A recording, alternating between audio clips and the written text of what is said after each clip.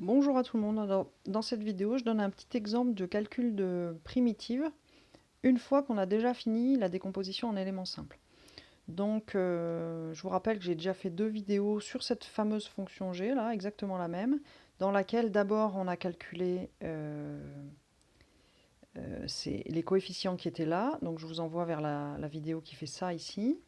Et puis ensuite, j'ai aussi fait une deuxième vidéo pour calculer les coefficients associés à ce morceau-là. Donc, je vous envoie aussi à cette vidéo pour voir comment est-ce qu'on calcule cette décomposition. Maintenant, ce qu'on va regarder, c'est une fois qu'on a la décomposition, c'est très très simple d'intégrer et on va regarder, je vais les détailler vraiment un par un en y allant très lentement, histoire que ce soit fait au moins une fois de manière très très lente. Donc si je veux faire l'intégrale de la primitive de G, je vais faire la primitive de chacun des 3 morceaux par la formule de Schall. Enfin, par la linéarité de l'intégrale plutôt, je ne sais pas pourquoi je dis Schall. Ok, donc je vais calculer chacun des 3 bouts tranquillement dans l'ordre. Alors pour le premier morceau, donc à chaque fois en fait, je vais mettre les constantes à côté, vous êtes d'accord? Ça c'est pareil que moins 1,5 fois la primitive de 1 sur x moins 2, plus la primitive de 1 sur x moins 2 au carré, plus 1,5 fois la primitive de x sur x2 plus 2. Comme ça, je n'ai pas à me trimballer les constantes. Donc pour le premier morceau, j'ai à calculer la primitive de 1 sur x moins 2. Je ne vais pas vous faire l'affront d'y passer 1 heure. Vous savez que c'est log de x moins 2 en valeur absolue. Alors pour le deuxième morceau, c'est pas beaucoup plus difficile, mais on va y aller tranquillou. Alors ce truc-là, c'est 1 sur u au carré.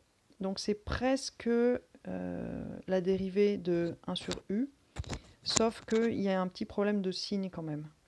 Vous voyez ce qui se passe là. Si je pose u égale x moins 2, je reconnais ici 1 sur u carré.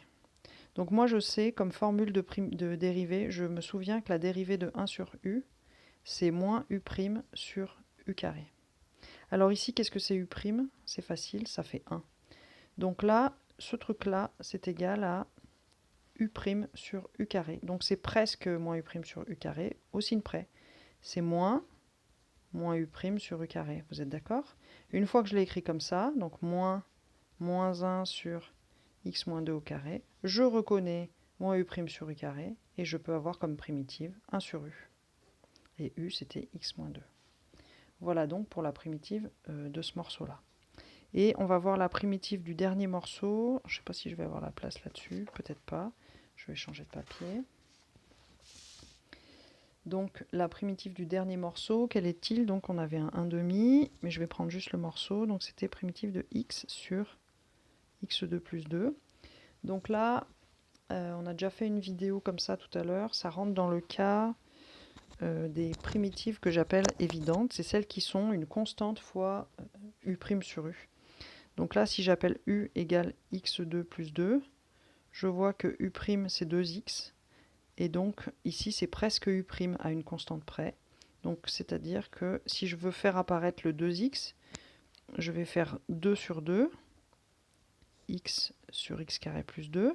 L'intérêt de ça, c'est que comme ça vaut 1, c'est bien égal, on a bien l'égalité. Et une fois que j'ai ça, je garde le premier 1,5 et le deuxième, je le mets là, 2x sur x2 plus 2.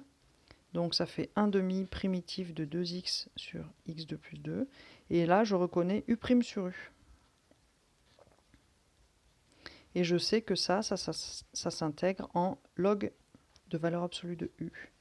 Autrement dit ici, log de valeur absolue de x au carré plus 2.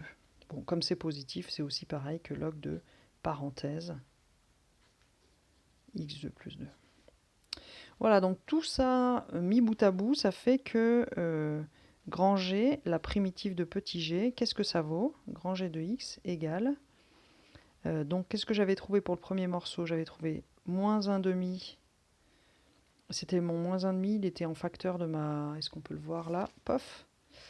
J'avais mon moins 1,5 en facteur de la primitive de 1 sur x moins 2. Donc j'avais moins 1,5 fois ce log.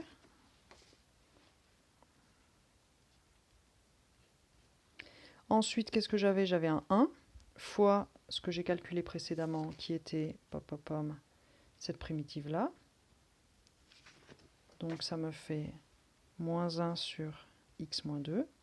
Et ensuite, j'avais quoi? J'avais un 1,5, si je ne me trompe pas, fois cette primitive-là. Et donc cette primitive me donne 1,5 de ln de x2 plus 2.